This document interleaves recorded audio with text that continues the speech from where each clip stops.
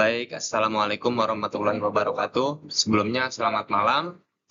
Eh, pada kesempatan kali ini, perkenalkan, kelompok kami akan menjelaskan terkait analisis bisnis model kanvas. Kelompok kami ini terdiri dari 3 orang, yaitu ada Ahmad Saifullah, kemudian ada saya sendiri, Muhammad Fahmi Farudin, dan ada Wildan Muhammad Rifana. Nah, untuk perusahaan model kanvas yang akan kami analisis itu adalah Netflix. Kita semua pasti pernah menggunakan atau minimal pernah mendengar namanya. Tapi pernahkah kita bertanya, bagaimana sebenarnya Netflix bisa bertahan dan tumbuh terus-menerus di tengah persaingan yang semakin sengit? Ada banyak kompetitor-kompetitor lain yang juga sama untuk men-streamingkan film-film. Jawabannya ada di model bisnis mereka. Dan itulah yang akan kita bedah bersama-sama pada video kali ini. Baik, untuk slide pertama ini terkait latar belakang, profil perusahaan, dan juga riset-risetnya itu dari mana. Kita mulai dari awal mula Netflix. Netflix didirikan pada tahun 1997 oleh Reed Hastings dan Mark Randolph di Scott Valley, California. Menariknya Netflix ini bukan lahir sebagai platform streaming, melainkan sebagai sewa DVD via VOS. Dan yang membedakan dari Blockbuster waktu itu adalah tidak ada denda keterlambatan. Kemudian berlanjut pada tahun 1999, mereka beralih ke model berlangganan flat fee. Langkah ini terbukti menjadi kunci pertumbuhan yang eksponensial. Berlanjut pada tahun 2002, menjadi tonggak penting Netflix IPO di Nasdaq dengan harga $15 per saham. Nah, fakta menarik di sini, Blockbuster menolak tawaran akuisisi Netflix harga $50 juta. Keputusan yang kita selalu berpikir fatal bagi Blockbuster sendiri. Kemudian pada tahun 2007, mereka meluncurkan layanan streaming pertama mereka. Nah, disinilah fondasi Netflix modern yang kita kenal sekarang sebagai streaming film-film itu loh. Kemudian pada tahun 2013, menjadi era kebangkitan konten original sebagai House of Cards dan Original of is the New Blacks. Netflix ini membuktikan bahwa platform streaming bisa memproduksi konten premium sendiri. Kemudian pada tahun 2016, Netflix berekspansi ke 190 negara sekaligus, termasuk Indonesia, yang menjadikan mereka platform streaming global yang sesungguhnya. Nah, saat ini juga, per 2024, Netflix memiliki 301 juta subscriber di seluruh dunia, mendapatkan revenue 39 miliar dolar, dan beroperasi di 190 lebih negara. Operasi marginnya sekitar 30% dan mempertahankan posisinya sebagai platform streaming nomor 1 di dunia. Luar biasa bukan? Nah, dari sewa DVD kemudian berlanjut menjadi digital global untuk streaming film-film. Kurang lebih seperti itu untuk slide pertama.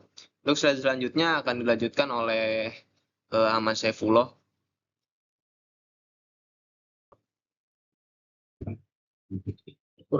Lanjutin gimana? Ini nggak bisa. Kayak dulu.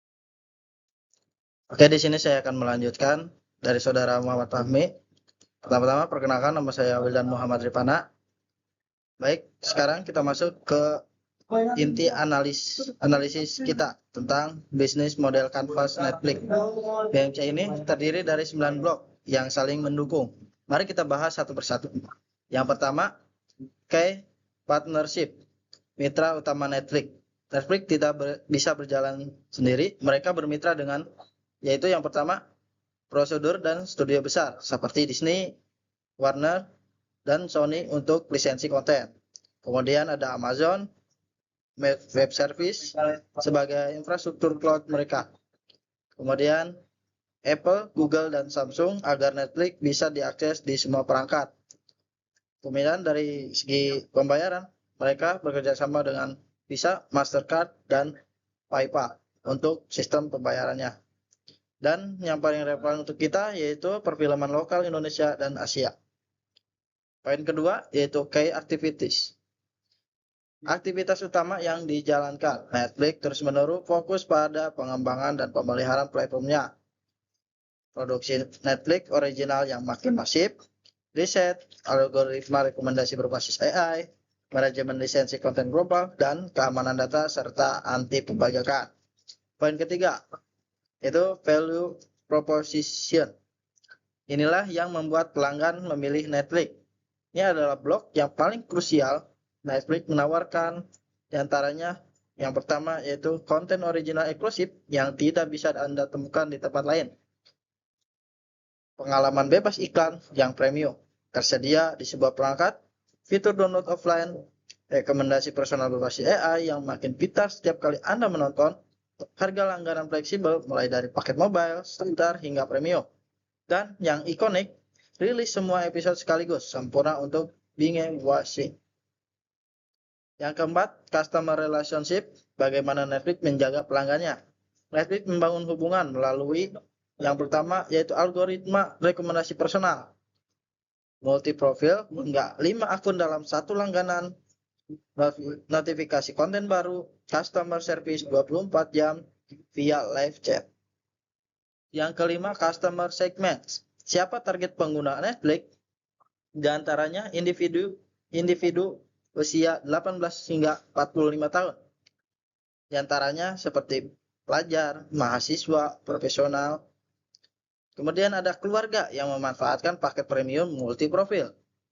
Kemudian ada pengguna mobile first, terutama di Asia Tenggara seperti kita Indonesia, penggemar serial dan film internasional. Pengguna di 190 plus negara di dunia. Yang keenam, key resource, aset utama Netflix, yaitu platform streaming berbasis cloud via AWS, algoritma rekomendasi, dan data pengguna yang sangat berharga. Katalog konten yang terus berkembang, tim teknologi dan data science, dan konten kreator, kemudian branding Netflix yang sudah dikenal di seluruh penjuru dunia. Yang ketujuh, channel. Bagaimana Netflix menjangkau pelanggan? Aplikasi iOS dan Android. Yang kedua ada website seperti netflix.com, Smart TV, dan Chromecast. Iklan digital di YouTube, Instagram, TikTok, word of mouth, dan sosial media. Bundling dengan provider internet atau telco. Yang kedelapan, cost struktur. Dari mana biaya terbesar Netflix? Yang paling besar adalah diantaranya biaya produksi Netflix original yang sangat masif, biaya lisensi konten, dan hak siar. Kemudian infrastruktur server dan cloud, gaji tim teknologi, kreatif, dan operasional, biaya pemasaran dan akuisisi pelanggan baru. Dan yang terakhir, revenue stream. Dari mana Netflix mendapatkan pemasukan? Sumber utamanya tetap dari biaya berlangganan bulanan atau tahunan. Di antaranya paket mobile standar premium. Kemudian ada paket ad supported yang lebih terjangkau namun disertai iklan. Kemudian ada juga biaya akun ekstra sejak pembatasan password sharing 2023. Lisensi konten original ke pihak ketiga, merchandise, dan ekstensi IP konten original. Jadi inilah gambaran lengkap bagaimana Netflix menghasilkan uang dan mengelola bisnisnya. Untuk materi selanjutnya akan dijelaskan oleh teman saya Ahmad Saifullah. Waktu dan tempat dipersilakan. Bisa lah. Assalamualaikum warahmatullahi wabarakatuh. Perkenalkan, nama saya Ahmad Saifullah. Saya di sini akan menjelaskan mengenai slide ketiga, yaitu usulan dan inovasi. Setelah kita pahami model bisnis dari Netflix, pertanyaan berikutnya adalah apa tantangan yang dihadapi mereka dan bagaimana solusinya. Tantangan pertama adalah persaingan yang semakin ketat. Netflix kini bersaing head-to-head dengan Disney, HBO Max, Amazon Prime Video, dan Apple TV. Semua berlomba menghadirkan konten original terbaik. Tantangan yang kedua adalah platform lokal dari Asia. Di Indonesia dan Asia Tenggara sendiri, platform seperti Video dan WeTV menawarkan drama Asia populer dengan harga yang jauh lebih terjangkau. Ini menjadi tantangan nyata bagi Netflix di pasar kita. Kemudian tantangan yang ketiga adalah mengenai tren konten pendek. Mulai dari media sosial seperti TikTok, YouTube Short, Instagram Reels. Semua ini mengancam perhatian audiens muda yang audiens Netflix. Gen Z kini bahkan mulai kehilangan kebiasaan menonton konten video panjang. Yang keempat adalah resiko pembatasan password. Kebijakan pembatasan berbagi password sejak 2023 berpotensi menurunkan jumlah pengguna aktif jika tidak diimbangi dengan nilai tambah yang cukup. Dari tantangan-tantangan ini, kami mengusulkan 2 inovasi strategis untuk Netflix. Inovasi pertama adalah Netflix Shorts.